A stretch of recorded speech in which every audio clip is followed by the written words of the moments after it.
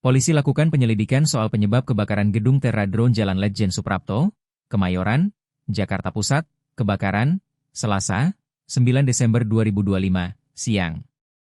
Terra Drone Indonesia adalah perusahaan yang menyediakan layanan berbasis drone atau pesawat nirawak yang menyediakan layanan seperti survei udara, inspeksi industri untuk sektor pertambangan, konstruksi, energi, hingga pertanian berbasis drone. Perusahaan asal Jepang yang berdiri sejak 2016 ini telah beroperasi di 25 negara termasuk Indonesia.